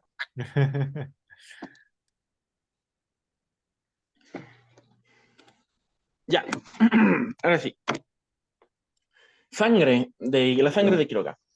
Cuando el pequeño, y esto les va a encantar, cuando el pequeño animalito despertó, sus primeras sensaciones fueron las del mundo que esperaba estar que esperaba desde estar en el huevecillo. Un entramado de delicados hilos suaves y blancos que formaban un laberinto del cual no había salida. Pero no es que la necesitara. Sin embargo, una rápida examinación con los nervios de su boca demostró la falta de un detalle esencial: comida. Sin importar hacia dónde extendiera su poderosa probóscide, era incapaz de encontrar la comida, y por eso el pequeño animalito tuvo que entrar en un sueño profundo. De esta siesta invernal fue sacado con todos sus órganos, desde las antenas hasta los vellos de sus patas traseras, sintieron el peso de un gran cuerpo reposar sobre las fibras que hacían su hogar. Fue la primera vez en quién sabe cuánto tiempo de su corta vida que pudo probar la comida, ese delicioso fluido viscoso lleno de metales deliciosos que le llenaban al pequeño animalito su estómago y que algún día le permitirían reproducirse. Lo que le sorprendió de esta sorprendente fuente de comida es que el animalito chupó y chupó por horas sin que en ningún momento fuese interrumpido el flujo del precioso líquido. En su afán por comer más e investigar un poco al objeto, retiró su probóscide un par de veces para encontrar nuevas entradas entre las fibras a este delicioso festín. Fue entonces cuando sus ojos, capaces de ver el calor de los objetos y apenas y algo más, notaron a este bello líquido dotar de brillo carmesí tibio el denso entramado de fibras suaves en el que vivía. Después de lo que pareció una eternidad, sin embargo, el pesado cuerpo sin forma se movió, desconectándose bruscamente de la probóscide entumecida por la succión y dejando al pequeño animalito ansioso y con deseos de más. Ese tiempo, el pequeño animalito lo usó para no dejar de moverse de aquí para allá entre las fibras, buscando con desesperación y hambre, usando su probóscide para apuñalar las fibras, el aire, esa barrera lisa hacia un mundo desconocido, donde había inagotables fuentes de líquido tibio y metálico. Su desesperación ya llegaba a ese siniestro límite donde consideraba la absoluta inmolación de abrirse las entrañas para matarse y permitir que su descendencia, copias exactas de él, siguieran el destino de comer, crecer, aparearse o, en caso de no poder aparearse, inmolarse como él. Y estaba listo para hacer explotar su vientre y arrancarse los ojos para morir rápido cuando el peso de la fuente volvió a recaer sobre su hábitat. Con certeza de que la comida estaba cerca, se lanzó al festín, apuñalando la barrera una y otra vez, encontrando la carne suave que su cuerpo buscaba con desesperación y probando hasta el hartazgo una sucesión orgásmica y sin fin que le producía el líquido caliente que se le había negado por eones. Hasta que la extraña fuente volvió a desconectarse de su probóscide, yendo fuera de su alcance y produciéndole un dolor agonizante.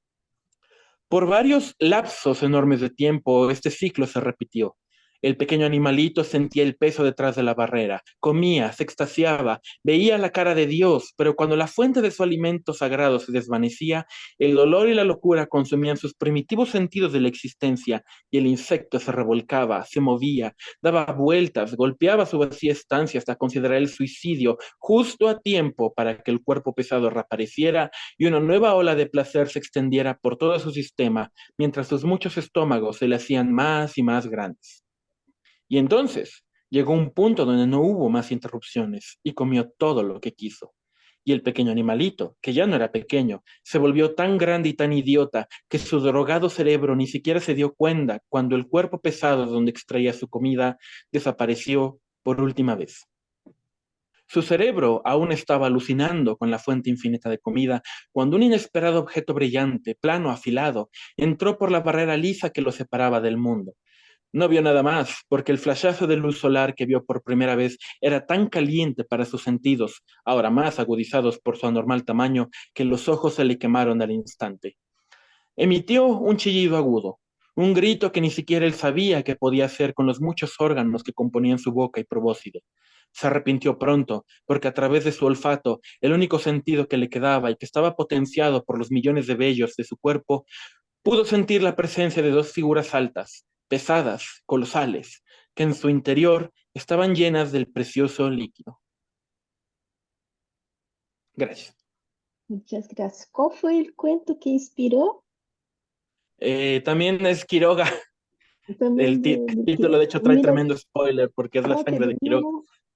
del mismo cuento, no sé, se tiene dos perspectivas distintas. Me encantó el ritmo Qué bonito, ¿no? y electrizante. Uno quiere ver lo que, lo que va a pasar y tiene todo ese tono eh, bastante dramático. Y está, la única cosa, no sé, fue intencional eso de repetir animalito y animalito como Sí, para remarcar que él es pequeño y que luego se hará grande. Genial, genial, los cuentos todos. era adrede el contraste, ¿no? De que era pequeño dos veces y la tercera vez ya no Decir, es pequeño y hay una contradicción ahí. y todos, oh, ya, muy bueno, bueno. Y tenemos tiempo para que hablen de los cuentos que leyeron. Yo creo que tenemos tiempo para quizás leer uno más. No sé si hay alguien Hay más, que se pensé que eran anime. solo tres. Sí, sí. O bueno, no sé en verdad cómo lo hace Donnie normalmente. Si leemos solo tres, son No, relativamente porque largos igual. me parece que mejor leer lo que fue producido más, que si hay tiempo, vemos los cuentos que fueron leídos, pero vamos a ver Bien. si hay alguien más. Entonces tenemos a Cata y perdón, A de Luca es Alejandro, ¿no? Sí, Alejandro. Alejandro, sí. No sé quién quiere aprovecharse la oportunidad aquí. Está... Como quieras, si quieres lo leo yo. Yo creo que sí, vamos contigo. Lo vas a proyectar, ¿verdad? Sí, tú puedes leerlo.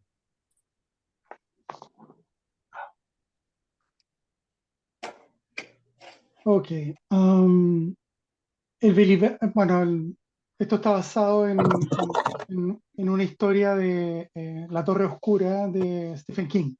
Ya, es uno de los personajes animales de La Torre. El Billy Brando caminaba perdido por la carretera, cansado, con hambre y sed.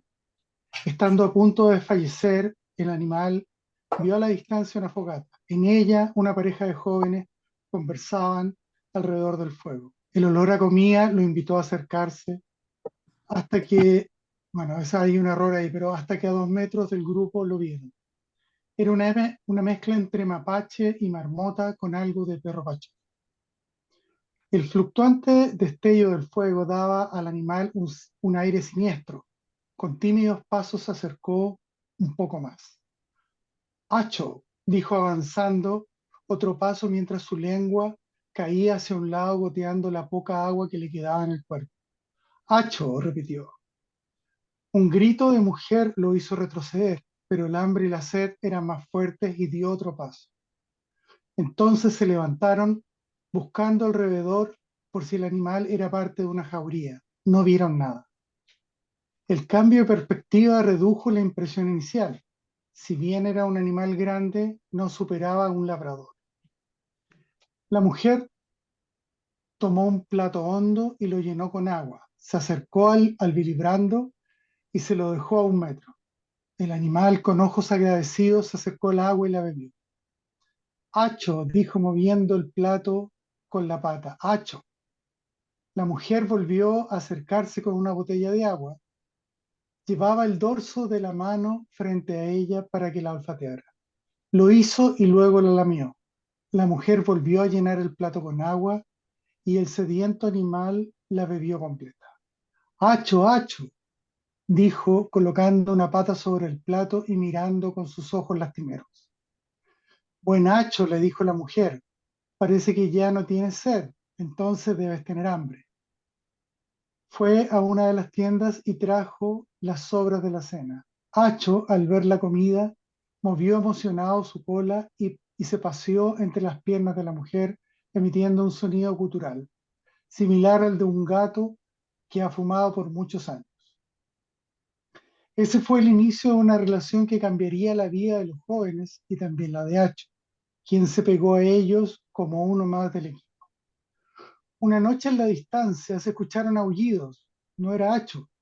Él no tenía la capacidad de aullar, ni siquiera de ladrar. El único sonido que emitía Acho,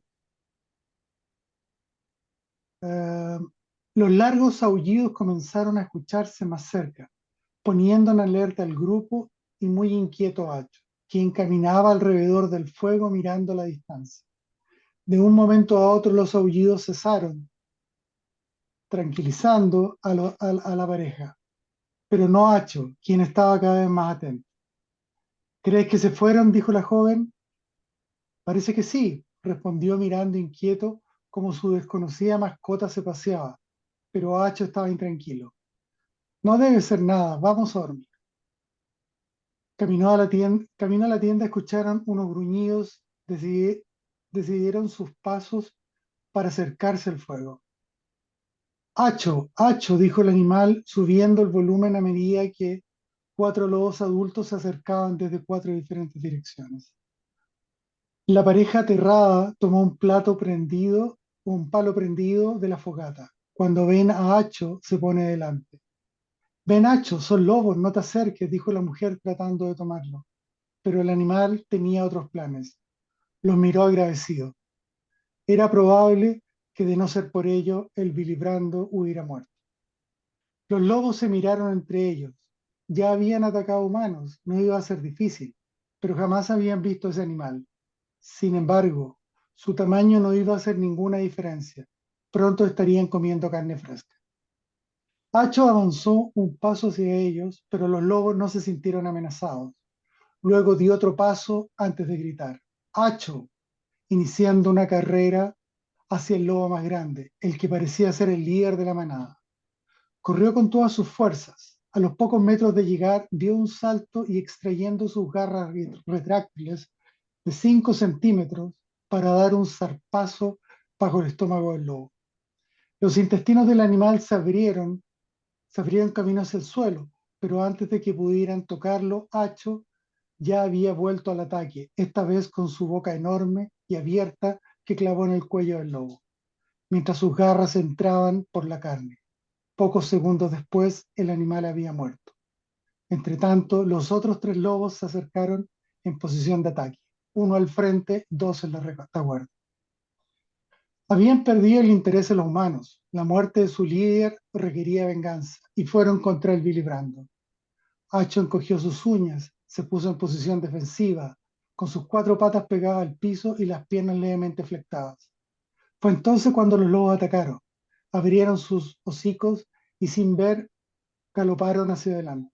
El Billy Brando los esperó tranquilo y enfocado.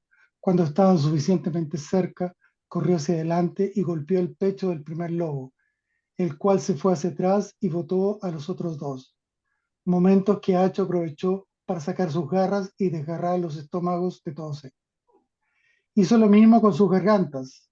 En pocos segundos y tras un leve gorgojeo, los tres animales habían muerto. Hacho se paró sobre uno de los cuerpos con su pecho en alto y luego se relamió las patas y se acercó a la hoguera para juguetear entre las patas de sus aterrados amigos humanos. Fin.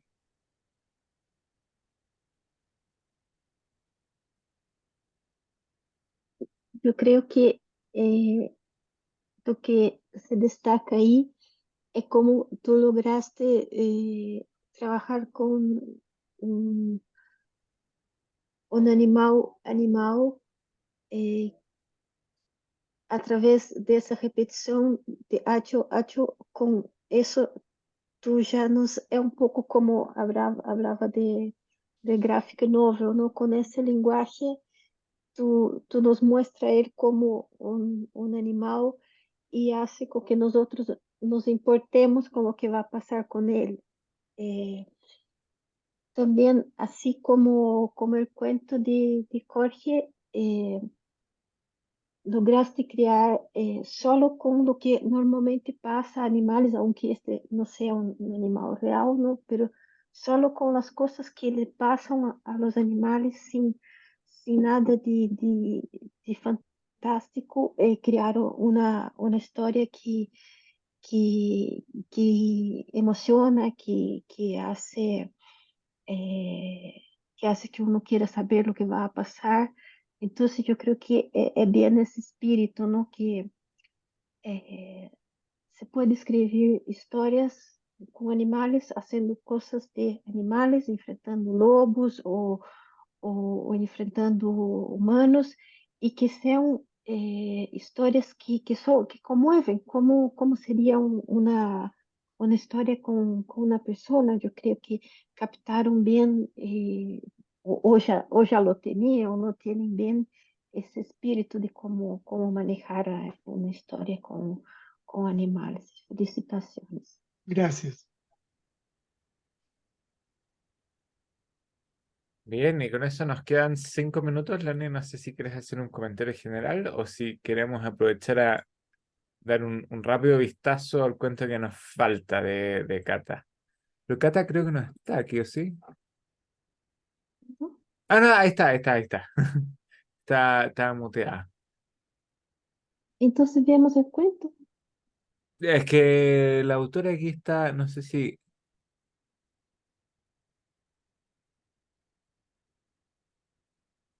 no se está desmuteando, no sé, quizás no tiene ganas de leerlo. Entonces, no sé, Lani, si quieres hacer un comentario general o algo así. Ahí está. Ah, tiene pésima señal, dice. Sí. Ya, sí. Podemos leerlo. Podemos ponerlo y leemos un cuento. Déjame preguntarle. ¿Por qué no?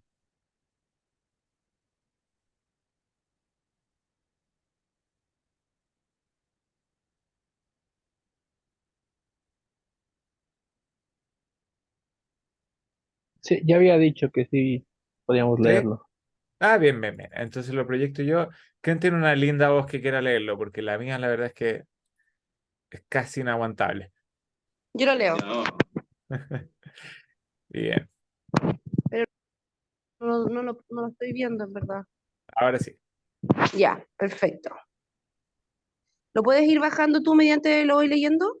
Sí, claro. Ya. Un segundo para darle un poco de este. Ya. Dulce. Escucho el crujir de las hojas bajo el peso de mis patas. Es un sonido conocido que despide un olor terroso, seco. Me detengo en un bulbo blanco. Sobresale ante el crepúsculo que se cuela entre los troncos gruesos. Huelo amargo. Ese olor no es de fiar. Sigo adelante. Hay más fuentes de comida. Puedo encontrarlas. Mi nariz distingue algo, a lo lejos. Un olor dulce y acre. Olor a tierra descompuesta, a fierro, a animal muerto. Los pelos del lomo se erizan, agudo el oído. Hay un crujir rítmico. Pasos que se mueven sin sigilo. Pasos que no se detienen ante el bosque. Distingo el olor de la sangre, seca. El olor de una piel dulce. Olores ácidos. Leyendo. Olores ácidos. Mi estómago ruge. Mi lengua siente el sabor de una carne prohibida. Entonces veo algo que se mueve, algo que se arrastra a un animal muerto dentro. El olor de la sangre sin pudor esconderse entre las sombras. Escucho en mi cabeza a los viejos. Son crueles, despiadados. Aléjate de ellos si los distingue. Corre. Pero a mis ojos solo devuelve la figura pequeña, el olor a su piel sin pelos, la sombra de sangre que la acompaña. Va sola y es pequeña y lleva sangre sobre ella. Quizás ya va devorada, quizás el olor a animal muerto sea de ella.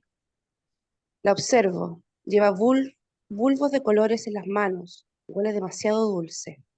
Mi estómago se encoge de ansias, mi lengua secreta humedades de ansias por conocer el sabor que lleva en las manos, el sabor de esos colores jamás vistos. Se sienta en una gran piedra, come uno de los bulbos de colores, y al abrir la cesta el olor explota en mi lengua.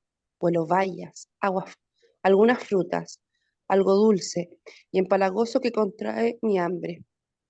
Pero hay algo más. Hay olor animal, olor a presa, a sangre antigua.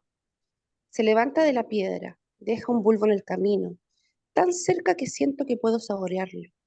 Si me acerco con cautela, si los árboles me protegen, si las ramas me esconden, un ciervo pasa cerca de mí. Siento su miedo encogido en el estómago por haberla visto y me dedico una mirada desesperada. No, no lo hagas, no te acerques, no te acerques. Pero ella es tan pequeña, igual animal muerto, cargo en su espalda la sangre. Me acerco, el olor me enloquece. Es dulce, fresas y bayas y algo más. Tomo el bulbo con sigilo.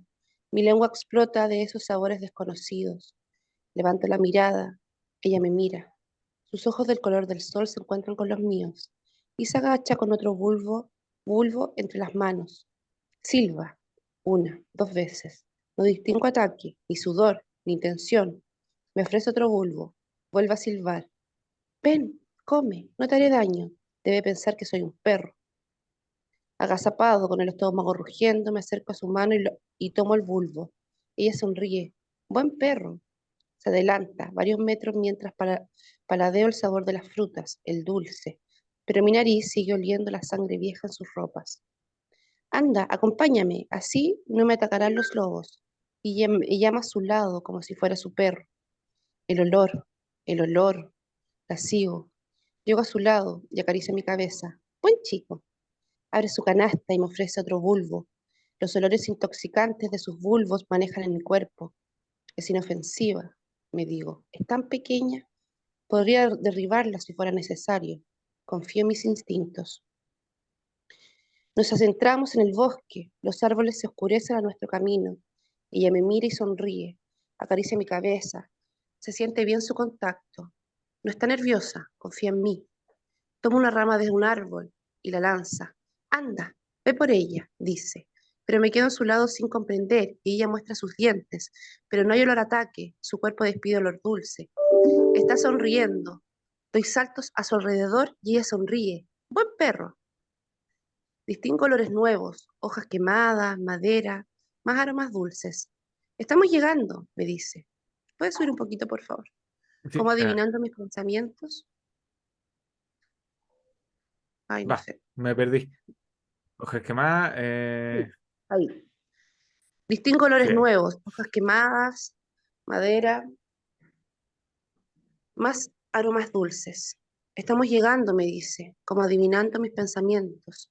Una forma oscura aparece más adelante, un refugio de madera de esos que ella construye, donde duermen y viven. Ella se adelanta, el olor a sangre muerta colgando de su ropa roja, pero yo solo huelo los bulbos dulces con que ella me ha alimentado. Abre la puerta y desde el umbral me mira. Anda, ven, entra. Te dará algo de agua para que puedas volver. Escucho agua que corre dentro de un refugio. Siento olores del bosque. El cuerpo siente olor a sol. Ella se siente tras la puerta. Me acerco alerta. El marco de la puerta entreabierto. Avanzo. Asomo la nariz. Bosque, agua, calidez, hojas, animales pequeños, olores ocres, ácidos, un humo de colores de atardecer, de colores de tormenta, dolor eléctrico. De pronto, algo se mueve raudo tras la puerta que se cierra de golpe, y mi garganta empieza a cerrarse. Algo me oprime el cuello y me levanta en el aire. Es una de ellos. Huele a animal muerto, a sangre húmeda, a podredumbre. Su cabello es color nieve, sus ojos color sangre. Trato de zafarme, pero ella es grande, es fuerte. En su aliento distingo el olor de los muertos de mi especie. Aúllo, vuelvo a aullar. La pequeña toma un palo y golpea mi cabeza. Mis ojos bailan frente a su figura diminuta, ahora despojada de su capa de sangre vieja, de animal muerto. Bien hecho, mi niña, le dice la humana de cabello blanco. La pequeña sonríe. Su aliento dulce me embriaga. Tomo una herramienta, una de muerte, una de guerra, y la clava en mi estómago. Aúllo, aúllo. Solo nos faltaba hígado de lobo, dice, con las manos empapadas de mi sangre. A lo lejos escucho el triste aullido de mi manada. ¡Uh! Qué manera de darle vuelta a la fábula, ¿no? Muy, muy lindo, muy bueno. Y una Maravilloso. sí, tremendo. Y una tremenda recreación también de ese mundo de olores del animal, ¿no? Olor eléctrico con olor a sol. No, está ahí como que maravilloso y nos pone también electrizados para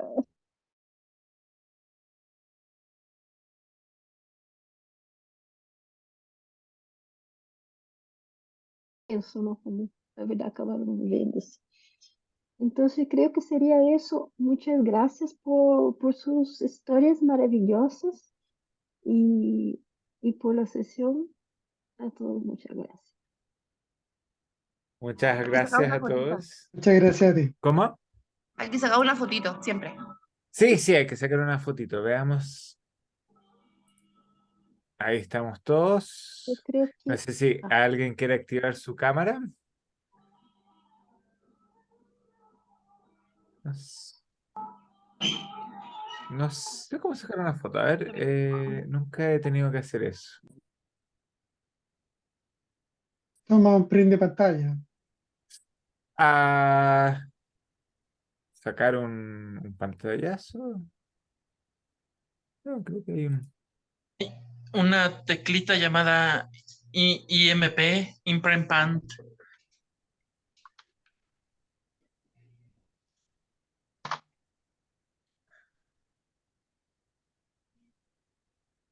No, no es mi mejor ángulo, debo decir.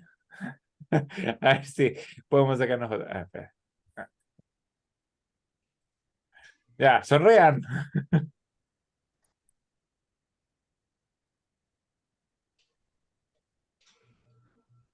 Ahora sí estamos.